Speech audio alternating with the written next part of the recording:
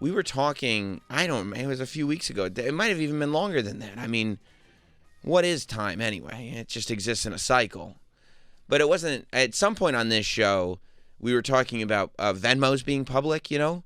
And I was like, yeah, you can see it. Unless you turn off your transaction history, you can see everybody's transactions. Like the people who are in your contacts, you can see their transactions. And there are times where I'll just like scroll through because there's cool people in my phone, in my contacts. Oh, right. I never ended up doing that. Right. Like syncing my contacts. Right. I got cool people, too. But I sank my contacts a while Synced back. it, I think. I think it sank. Okay. I sanked all my contacts.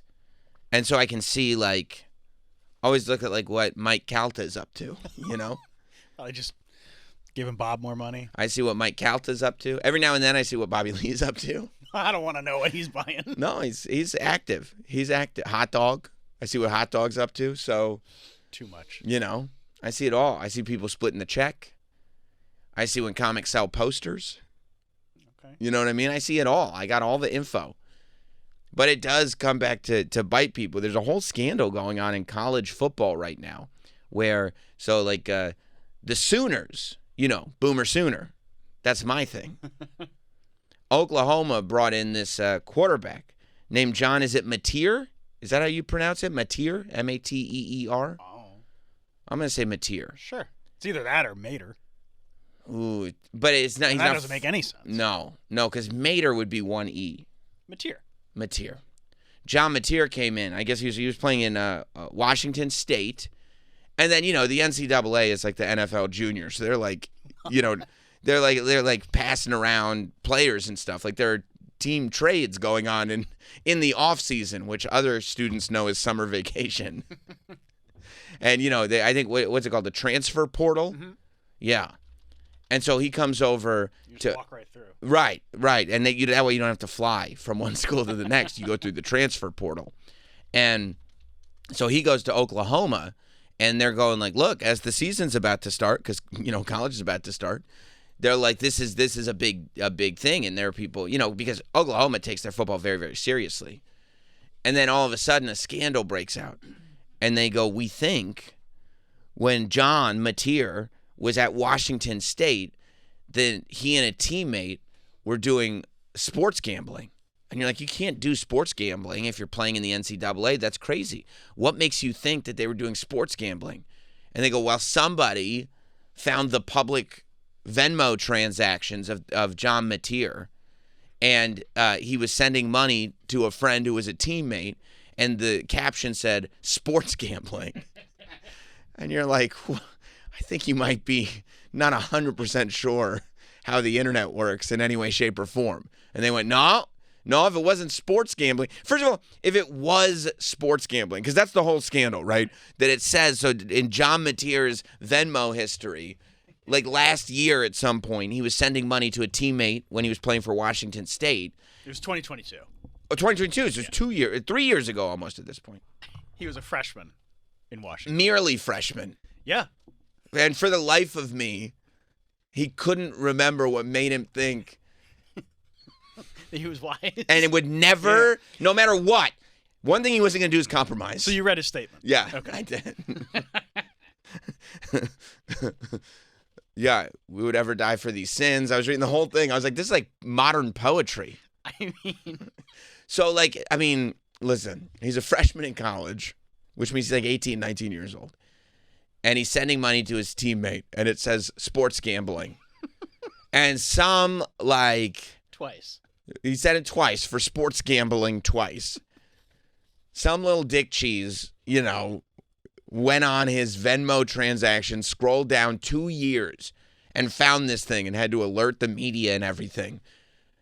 If you're actually Venmoing somebody money for sports gambling, nobody has ever wrote sports gambling in the caption. It's not a thing. Like you could put the game, the team name, something, but you would not write the phrase sports gambling. I believe this kid 100%. 100%. You know exactly what happened. I didn't even need him to write a statement. As soon as you read the article, I knew exactly what happened. He was making his buddy laugh by putting something that you're not supposed to do in the caption. I mean, everybody who's looking at this is now going through their Venmo history and all the like ridiculous captions that they've put on for everything. I mean, when I pay a guy for thumbnails, I'll put I'll put like thumbs up emojis because maybe the thumbnail is on it. I get it. Right? I mean, the idea, especially at 18, 19 years old, that you're actually doing. What are you going to tell me next? He was paying for literal butt stuff? Like you would write butt stuff in the caption because then your buddy would get it. And it's like the whole point of, because in Venmo, you have to write a caption. You can't just send money. There has to be a caption. So why would you not, if you're forced to write a caption, why would you not want to send your buddy some money and also give him a chuckle? You're 18, 19. That's the whole point of it. Butt stuff. Butt stuff. Sports gambling. You would never take it legal. This is not a binding contract. This is not a document of record where you could tell he did sports gambling because he wrote in the caption, sports gambling. Nobody would write sports gambling. It's not even a specific sport. You just write sports gambling? What do you really like? Why are you on your phone so much? What do you do? Oh, I love sports gambling. People who love sports gambling have never said that they love sports gambling. I mean, there are radio shows dedicated to it. What's your radio show dedicated to? Mainly sports gambling. That's not a thing that would ever be said. Sports gambling. Everybody knows. Anybody that's ever used the internet. I love it. I mean, if you're under 40, 45 years old, everybody knows what's going on here. I saw here that you were paying for shit emojis. What was that all about? Oh, so then this guy has to put out a statement where he writes, the allegations that I once participated in sports gambling are false. My previous Venmo descriptions did not accurately portray the transactions in question, but were instead jokes between me and my friends. I have never bet on sports. I understand the seriousness of the matter, but recognize that taken out of context, those Venmo descriptions suggest otherwise. I can assure my teammates, coaches, and officials at the NCAA that I have not engaged in any sports gambling. Of course he hasn't. I mean, and even if whether he has or he hasn't, this Venmo transaction has nothing to do with any sort of gambling. He's probably just splitting a tip. By the way, when I win $100 from you and Taylor Swift does not perform at the halftime show. You're going to write sports gambling? No. I'm getting money from you. I want you to write sports gambling in the transaction. No, I'm going to write insider trading. Insider trading for companies we work for is what I'll write. I'm going to write Epstein stuff. Right. And they're going, oh my God, I can't believe, what are these guys involved with? This is private political donation money. Well, what was it for? What couldn't you say? I love it. Trips to the island. What island? This is the internet. It has to be taken literally. It must be true. You have to take it literally. I mean, and it really is. We've seen it over and over. You see it with tweets. You see it with Facebook statuses. You see it with Venmo descriptions. You see it with absolutely everything. That these things that anybody who kind of reads the internet properly would just read it, immediately chuckle, and move on. Or not even chuckle if you don't think it's funny, but just acknowledge that this is, a goofy joke. Yeah, of course. And then somebody comes along and goes, it's in text. I must take it literally. Why else would he write that? These are his truths. You can't read sarcasm. No. This is like going into a confession and telling his priest what he's been doing. It's a Venmo transaction description. And it's public. It's public. So it must be true. Yeah, there's no way. There's no way you could get around it. I mean, I make all my stuff private now. Because I don't want people knowing what I'm sending money for. Or making judgments on it. Yeah. I'm all public or private transactions. Look at this. What do you got? Who's doing what? Nicole from the mashup is paying Ryan from the mashup. And it's all these emojis. I think she's having an affair. Sounds like I think she's, these emojis are very flirtatious. It must be an affair. Go to the presses. With Ryan? Has to be. Yeah, she Well, the heart wants what the heart wants. I guess. See, here it is. What if somebody saw these I sent these emojis to Hot Dog to pay, they're going to think it's sexual. Yeah, they're going to think you and Hot Dog are doing butt stuff. Right, it's the emoji where the face is blowing smoke, which okay, there you have it. There you have it right there. Oh, man. This dude on Twitter says, "Hello, NCAA. I'd like to report Arch Manning." And Arch Manning sent to Will Randall that he's paying him for butt stuff. Well, there's only one possible thing, and I don't think it's not homophobic if you're actually doing the butt stuff. Maybe it was for colonoscopy. But I've always the blowing smoke emoji. Sure. I've always thought has been like, woof. That's how I read it. Yeah. But who knows? Like that to me was translating, you've been doing really well with your edits lately. But yeah, I mean, who knows what it could mean? You don't need to blow them up like that. I'm experimenting with whether negative or positive reinforcement works better. See, I mean, I'm looking at all these and I'm making serious judgments. Okay, see this lightning bolt that was sent to somebody. Oh.